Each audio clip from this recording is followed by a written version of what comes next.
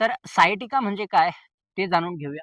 तर सायटिका ही एक नर्व्ह आहे. आपल्या लोअर बॅक पासून ते नर्व्ह जे आहे आपल्या पायामध्ये असते आणि ही जे नर्व्ह आहे, लांबलचक नर्व्ह आहे आणि त्याचबरोबर ही थोडी जाड असते बाकीच्या नर्व्हपेक्षा.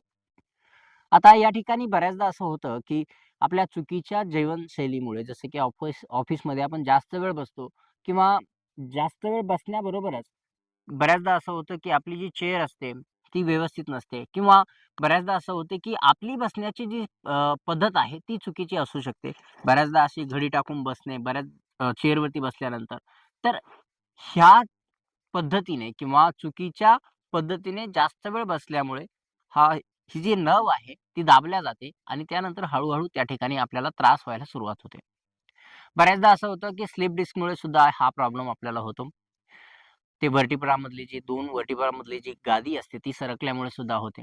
त्यानंतर वयामानानुसार हा जो त्रास आहे तो होऊ शकतो, की व्हर्टिब्रामधली जी पोकळ आहे, पोकळी जी आहे ती या ठिकाणी कमी होते आणि ज्या नसा आहेत त्या नसांना जागा मिळत नाही प्रॉपर आणि कमी जागेमुळे तो त्रास जो आहे ट्रिगरिंगचा त्रास त्या ठिकाणी होत असतो. तर अशी विविध कारणं आहेत या ठिकाणी आणि ही जी सायटिका नर्व्ह आहे, नस आहे ही जी नस आहे दबल्यामुळे काय होतं, की आपल्याला कमरेपासून, आपल्या नितंबापासून, हिप्सपासून जे आहे, या ठिकाणी बघू शकता. अशा पद्धतीने इथून जो त्रास या ठिकाणाहून जो त्रास चालू होतो, या ठिकाणाहून, तर काहींना इथपर्यंतच होतो, गुडघ्याच्या पाठीमागेपर्यंत आणि काहींना टाचेपर्यंत हा त्रास होतो. तर हा जो त्रास असतो, हा इतका वेदनादायी असतो, हा इतका वेदनादायी असतो, की आपल्याला चालणं मुश्किल होतं. मी तर म्हणतो बसल्या जागी बसणं सुद्धा खूप त्रासदायक ठरतं. हा जो त्रास आहे, भल्या-भल्यांना होऊ नये, कोणालाच होऊ नये मी तर म्हणेन.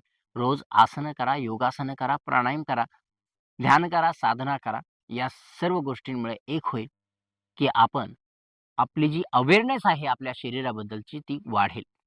कारण बऱ्याचदा असं होतं, की हे असे जे त्रास असतात, ते अवेअरनेस नसल्यामुळे होतात. कारण आपण अशा ठिकाणी असं असं बसलोय. आता मी जर असं बसलो, पाठ वाकडी करून, जर मला याचं ध्यानच नाही, भानच नाही, की मी असं बसतोय म्हणून, तर काय होईल? हा कालांतराने त्रास वाढत जाईल. पाठदुखी होईल मला, खांद्यांचा त्रास होईल. तर ध्यान केल्यामुळे, प्राणायाम केल्यामुळे आपली अवेअरनेस वाढते आणि अवेअरनेस